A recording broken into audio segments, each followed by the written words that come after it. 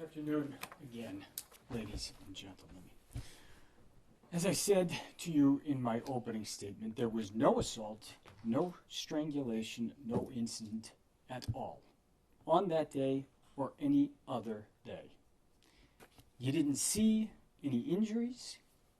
You didn't see any photographs. You learned there were no medical records, no statements, no nothing between December 2nd and December 16th.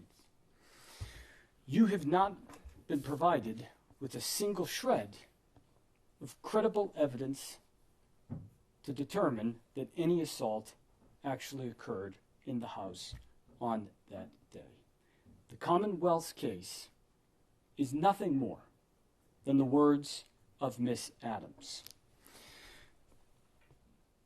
In my opening statement, I told you one tool to use as you go through this process is to consider how to find the truth. That the simplest answer that accounts for all the facts, that answer is the truth. And so what I want to do is take you through some of the undisputed facts in this case. December 2nd, Miss Adams spent the afternoon talking on the phone. She got a ticket to Atlanta. She cooked Stefon Diggs dinner. We learned this morning that it was a hot dog. She went into Mr. Diggs's bedroom to provide him birthday presents and to deliver those birthday presents. Timeline-wise, all of this, every single fact that I just mentioned, all of those would have occurred after what Miss Adams says was a violent assault that occurred sometime that afternoon. That night, Miss Adams left the house at 7:15 and she flew to New York City. You heard that she told the police that she stayed with friends. You heard her describe whose friends they were. But you also heard her say that she had a ticket to Atlanta, purchased before she ever changed it to go to New York City. You saw videos of Miss Adams when she arrived in New York. You heard from the woman who picked her up from the airport, who also saw Miss Adams when she arrived in New York. You saw video and heard from Tali Moses, who spent the entire week with Miss Adams in New York. And you got to see how she looked. You got to see her face, you got to see her neck, you got to see the way she moved during the course of that week. One thing I'll say about that, Miss Adams, she might define bruising, however, is expedient or convenient for her, but we all know what bruising looks like. You saw the videos and you heard from the witnesses. On December 5th, Miss Adams texted Stefon Diggs, "Hi, can you please approve my pay with finance, please and thank you."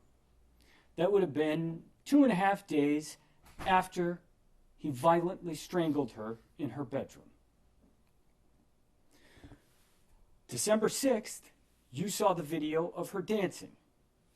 That's 3.5 days after this assault allegedly occurred.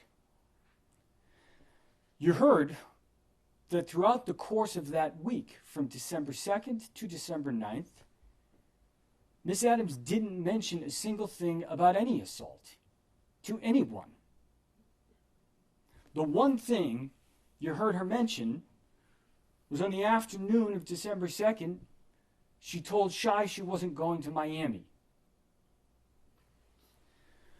You heard that on December 9th, she went back to the house. And I told you the details were going to be important about her going back to the house in my opening statement. She got back to the house at 11:30 p.m. alone and walked into the house. And what did she do? She didn't just go to Stefon Diggs' bedroom door and knock on it. She tried to punch in the code, and it didn't work. And those are her words. That's what she told you. None of that is consistent with a violent assault having occurred the last time they interacted with one another. Not one piece of that. And those are undisputed facts. On December 11th, Miss Adams texted Mr. Diggs her apology. She said she was sorry she was being emo, and she didn't want him to feel that way. She didn't want him to think she was trying to quit her job. And she told you she was trying to keep her job. She was trying to get back. She also told the police 5 days later, that she had quit her job on December 2nd. We know that that was a lie. Not just from the fact that she actually told you that that was a lie, but from the actual evidence that you have in this case that is undisputed. That evidence goes on. She told Mr. Diggs' girlfriend that she didn't say any of that to the police, meaning what she told the police, that she didn't accuse Mr. Diggs of assault. And that wasn't true. She also, a month later, told the world that she had never demanded money. And that also wasn't true. Now, more undisputed facts. Miss Adams was paid for November. At first she didn't admit that. She ended up saying they worked it out. She got paid for 2-3 weeks. And we actually got an answer today on why she wasn't paid for a full month. Because she was in Tobago with Shy Charles. You heard from Melissa Goddard. Miss Adams was paid up. The non-disclosure agreement. Miss Goddard talked to you about that. And you heard about that from Miss Adams. I want you to look at the text message in Exhibit 4. It's on page 195. We talked about it a little bit yesterday afternoon. But this is another undisputed fact, and it's very important. Because despite what Miss Adams told the police on December 16th, and told you at times yesterday, on December 13th, 2025, Miss Adams says what she thinks the NDA is about. And she says, "You sitting here playing in my face, 700 comments. If I told someone why it's not in the blog, you believe it," meaning Mr. Diggs, "and now sign an NDA. Send me my money. You sitting here playing in my face." Miss Adams wants you to believe she wouldn't tell Shy Charles because Shy Charles knew Mr. Diggs. That requires you to completely ignore the fact that she chose freely and willingly to go to New York to stay with Shy Charles. December 13th, she told Mr. Diggs, she told Stefon Diggs what she thought the NDA was all about. And it was about the blog issue. You think it might make a little sense if the NDA was about any kind of a physical assault, a strangulation? That she might say to him anything. "Hey, you know what this NDA is really about." Or maybe just, "The NDA, because you assaulted me?" Not a word. She describes why that's there. And those are her words from December 13th. And that is undisputed. Now let's talk about the police for a few moments. Because Miss Adams went to the police, as you heard, on December 16th. And there's other undisputed facts in this report. She lied to the police. She did not leave her job. Miss Adams told you something yesterday where she said, well, left my position was like in the house, but that wasn't my job. And you heard what Officer Ellis said this morning. I said, you mean her position, as in her job? And he said, of course. She told Officer Ellis that she just went back to get her stuff. And you know that isn't true. And at times, she seemed to admit that that wasn't true. And you know from her own words at the time to both Mr. Diggs and to Sonny that that wasn't true. The text message that you've heard about, the deletion. There's two things that I want you to pay close attention to and that I want to talk to you about in both Exhibit 1 and Exhibit 2.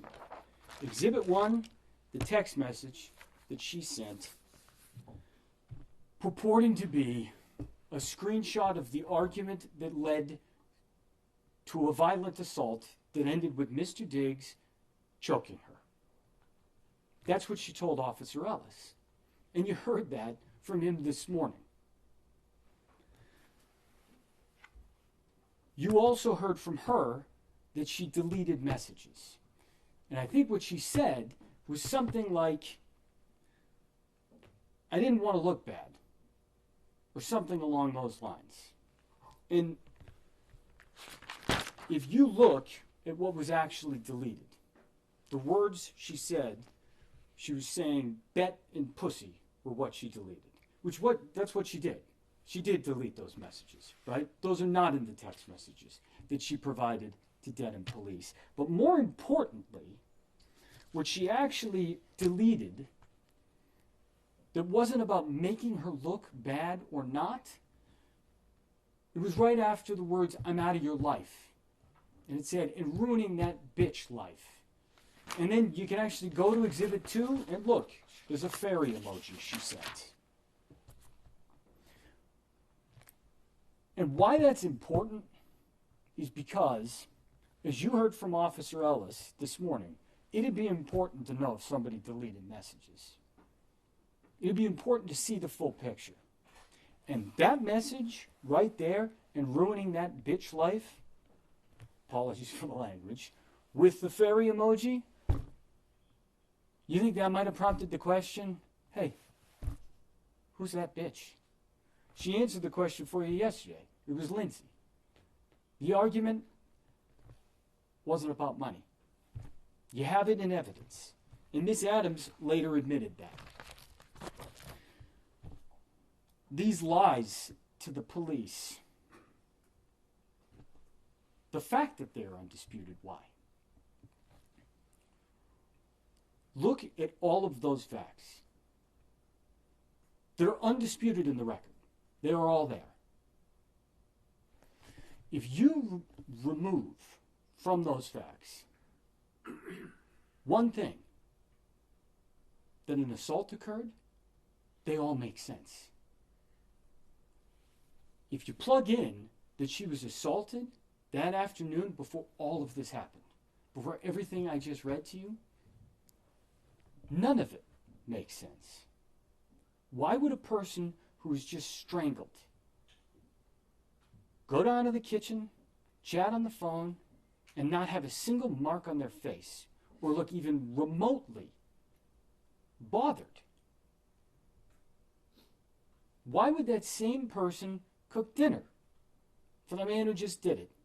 Why would that same person knock on his bedroom door and deliver 2 birthday presents? Why would she act the way she did for the next week? And then why lie about it repeatedly to the police? And what ended up happening next, just chronologically, gives away the game on that. Because what you heard is that only a couple weeks later, her mediator made a demand for money. And if you plug that fact in, now it all makes perfect sense. We have provided evidence to you. We have presented evidence. We have called witnesses. As I said, we were doing so in order to give you the fullest picture of December 2nd and of what happened or did not happen. And think about that for one moment. How do you prove a negative?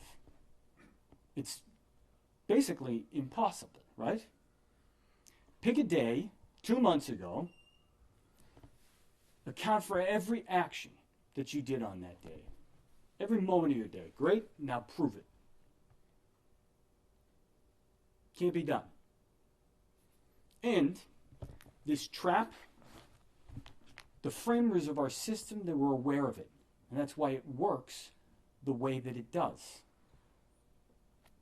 The burden is on the Commonwealth to prove their case. And their case, as you have seen, is the internally inconsistent testimony of one witness. And that is their entire case. And that is not enough to meet their burden. The burden that you are going to hear is reasonable doubt. And the judge is going to tell you that that's to a moral certainty. How much would you bet on the words of Jamila Adams? Would you bet your own life? Someone else's? You have all of the tools in what I just laid out for you to make a credibility assessment. But it is not only that. Because the other thing the judge is going to tell you is you can actually take into account the way the witness answered questions, behaved, their demeanor, how they looked. Did they sound consistent? Did the things they say actually at least stay true internally in their own story? And one example I'll give you on that is this morning, when Ms. Adams was asked about another monetary demand. She didn't answer the question. She couldn't. She wouldn't. She gave you multiple excuses. She tried to say attorney-client privilege, and when there was no response to that, she said, I can't answer that correctly.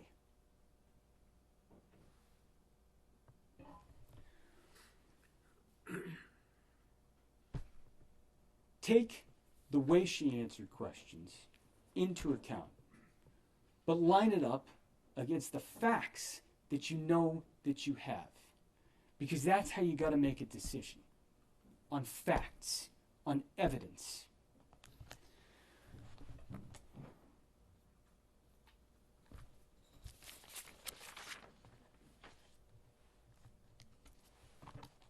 In terms of the evidence that the Commonwealth has actually presented to you, what they have presented to you are the claims of one person. Their second witness undermined their first. And there's a reason for that. There's a reason they had absolutely nothing to corroborate this allegation, which, one thing I will say about the assault and battery, she described Mr. Diggs slapping her on the right side of her face with his right hand. And she actually demonstrated it for you. But the problem is that's a physical impossibility. And the reason I would suggest to you that that demonstration didn't go quite well is because sometimes people miss their mark. Sometimes actors forget the script. What you do not have before you is anything that you can base a firm decision on, unless that decision is that the Commonwealth has not proved its case. The Commonwealth has an opportunity to speak to you after I do. And you heard the Commonwealth question some witnesses about working for Mr. Diggs. There's a number of people who were called as witnesses. We tried to be as quick as possible. It's not terribly exciting to hear a witness talk about how they heard and saw nothing. But for a moment, stop and think and ask yourself,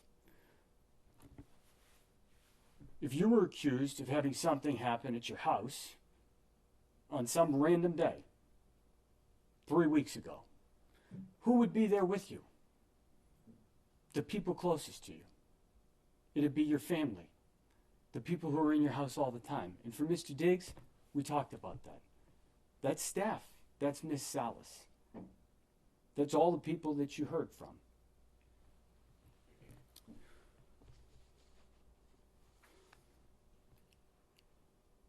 One thing that I want to talk about is a reason for bias.